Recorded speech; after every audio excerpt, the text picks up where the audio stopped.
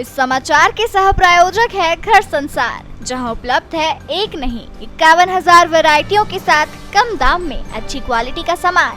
स्थान भोलाराम उस्ताद मार्ग एवं होटल किंग्स पार्क सयाजी के सामने, विजयनगर, इंदौर।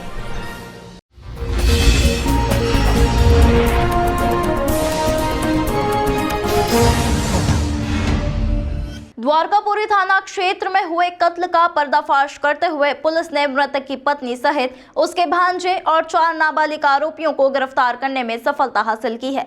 आरोपियों ने 4 नाबालिग को पैसे का लालच देकर हत्या करने में शामिल किया था।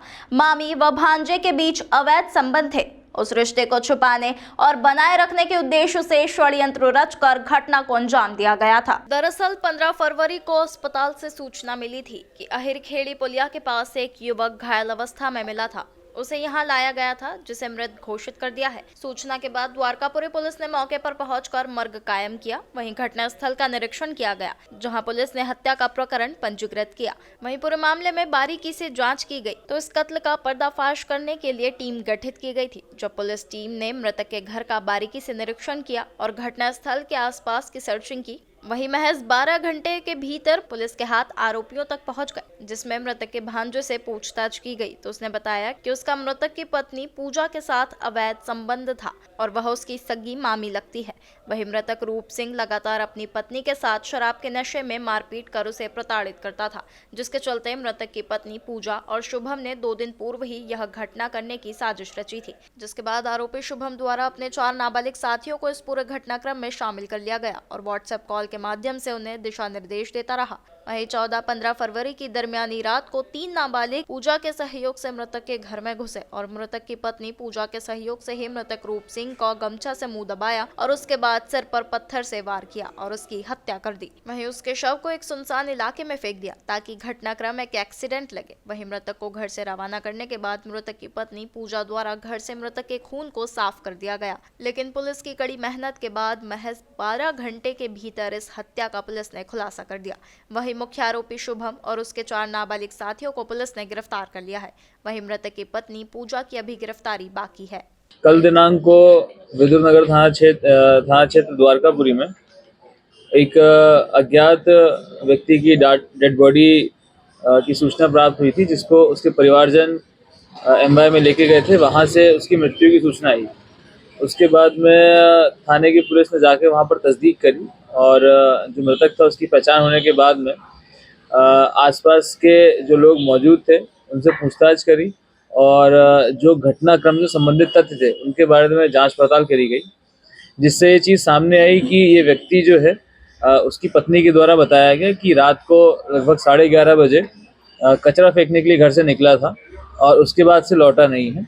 उसकी पत्नी ने यह भी बताया कि लगभग सुबह 4:30 बजे के बाद से वो लगातार अपने पति को ढूंढने का प्रयास कर रही है, कॉल कर रही है, परंतु उसका फ़ोन कोई उठा नहीं रहा है। जिसके बाद उसने अपने भाई को और अपने भतीजे को, अपने भांजे को उनको ढूंढने के लिए फ़ोन किया और बताया। इसी क्रम में उनके भतीजे के द्वारा, उनके भाई के द्वारा अहिरखेड़ी के पास में एक पुलिया बनी हुई, वहाँ पर उनकी गाड़ी और उनकी डेड बॉडी मिली, जिसके बाद पुलिस के पास में सूचना आई। तो प्रथम दृष्टया यह सामने समझ में आ रहा था कि ये शायद एक्सीडेंट का मामला हो सकता है और शव का पोस्टमार्टम के लिए एमवाई लेके जाया गया और वहाँ पर उसका पोस्टमार्टम किया गया। परंतु गाड़ी में किसी भी प्रकार की चोट ना होना और जो घटना स्थल था वहाँ पर एक्सीडेंट के पर्याप्त साक्ष्य न उपस्थित होने पर एक संदेह उत्पन्न हुआ था, जिसके आधार पर आगे विवेचना बढ़ाई गई। इस पे जो फरियादी था, जो मृतक था, उनके फ़ोन रिकॉर्ड्स को चेक किया गया। जो उनकी पत्नी थी उनकी फ़ोन रिकॉर्ड्स को चेक किया गया। आसपास के जो उनके घर के लोग रहते थे उनसे बातचीत करी गई, फुटेज को चेक किया गया, जिनके तकनीकी आधार पर कुछ लोगों के नाम संदेह के रूप में सामने आए, जिनसे अलग से बुला करके पूछताछ करी गई। पूछताछ के दौरान उनसे जब उनको तकनीकी साक्ष्यों से सामना कराया गया, तब ये चीज़ का खुलासा हो पाया कि असल में ये एक एक्सीडेंट ना हो करके एक षड्यंत्र रचकर हत्या की साजिश थी, जिसका खुलासा किया गया। इसमें हत्या में जो मृतक की पत्नी थी उसने अपने भांजे के साथ मिलकर मृतक को मारने का षड्यंत्र रचा था और जो भांजा है उसने अपने दोस्तों को पैसों का लालच दे करके इस हत्या में शामिल होने के लिए राज़ी किया था और 2 दिन पूर्व से इन्होंने प्लान बनाया। प्लान बना करके 2 दिन पूर्व में इन्होंने पूरे घर की लोकेशंस, आसपास कहाँ कहाँ कैमरे नहीं है उनको देखा, तलाशा और रूट्स तय किए कि कहाँ पर जाना है, कैसे डिस्पोज करना है, इन सब चीज़ों पे विश्लेषण किया। उसके बाद में 14 तारीख की रात को देर रात इनके दोस्त जो थे भांजे के, वो वहाँ पर घर पे पहुँचे।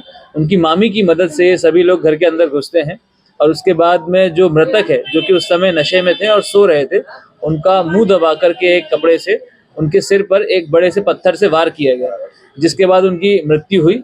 मृत्यु होने के पश्चात में उनके सिर को एक बोरी या एक पन्नी जैसी चीज से कवर किया गया ताकि उसका खून ना बहे नीचे ज़्यादा, और उनको उन्हीं की एक्टिवा गाड़ी में बैठा करके एक ऐसे रास्ते से जहाँ पर कहीं भी सीसीटीवी फुटेज नहीं थे, वहाँ से ले जा करके एक पुलिया के पास में उनको छोड़ दिया और गाड़ी को वहाँ गिरा दिया। उसके बाद से जो खून से सने हुए कपड़े, चादर, तकिया वगैरह था, उस पर एक गुप्त लोकेशन पे जाकर उन्होंने उसको छुपा दिया। पूछताछ करने के दौरान ये सारे साक्ष्य जब सामने आए तब इस हत्या का खुलासा हो पाया। घर में मृतक, उनकी पत्नी, उनका एक 3 से 4 साल का बच्चा रहता था और मृतक का एक दूर का चचेरा भाई रहता था साथ में, जो कि इस समय घर पे नहीं था। कोई पारिवारिक विवाद की बात भी सामने आई है? प्रथम दृष्टया जब ये जांच चल रही थी उस समय जो मृतक है उनके भाइयों के साथ जमीन के विवाद की बात सामने आई थी, परंतु विवेचना के दौरान में उस चीज का मृत्यु से संबंध होना नहीं पाया गया। क्या सर शादी वादी करने वाले थे क्या ये भांजा और मामी, क्या था आगे का क्या प्लान है? फिलहाल अभी जो मृतक की पत्नी है उसकी गिरफ्तारी नहीं हुई है, उनकी गिरफ्तारी शेष है।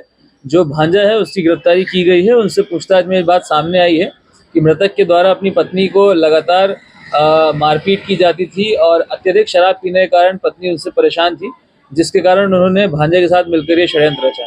डील कितने पैसों की हुई थी? तो ये मर्डर करना था, डील कितनी हुई थी और हत्या करने के बाद कहाँ ये जाके छुपे थे? ये 10-20 हज़ार रुपये की बात हुई थी, जिसके बाद में उनको डराने धमकाने और उनको चोट पहुंचाने की बात करी गई थी और उसके बाद में हत्या करने के बाद में ये सब अपने अपने घर गए थे और वहाँ के बाद में ये शुभम से मिलने गए थे। देन उसके बाद में जब ये यहाँ से भागने की फिराक में थे, ये यहाँ से खाटू श्याम भागने की फिराक में थे, तब उनको पुलिस ने धर दबोचा और उनसे पूछताछ में ये बात को खुलासा किया। कितने आरोपी गिरफ्तार हुए हैं और हत्या का जो आपने सब खुलासा किया, सबसे बड़ा क्लू क्या रहा इसमें? कुल 6 आरोपी हैं, जिसमें से 2 बालिग हैं और 4 नाबालिग आरोपी हैं और हत्या का खुलासा करने में सबसे महत्वपूर्ण भूमिका जो रही है वो उनके तकनीकी साक्ष्य हैं, जो कि हमारे पास उपलब्ध रहे। उनके मदद से ही हमने इनको ओपन किया। क्या हत्या के वक्त सर 4 साल का बच्चा ही मौजूद था, उसके सामने हत्या? जी, घटनाक्रम के दौरान में बच्चा उस कमरे में मौजूद था और वह सो रहा था। बीच में उसकी नींद खुली थी, परंतु उसको दोबारा सुला दिया गया था।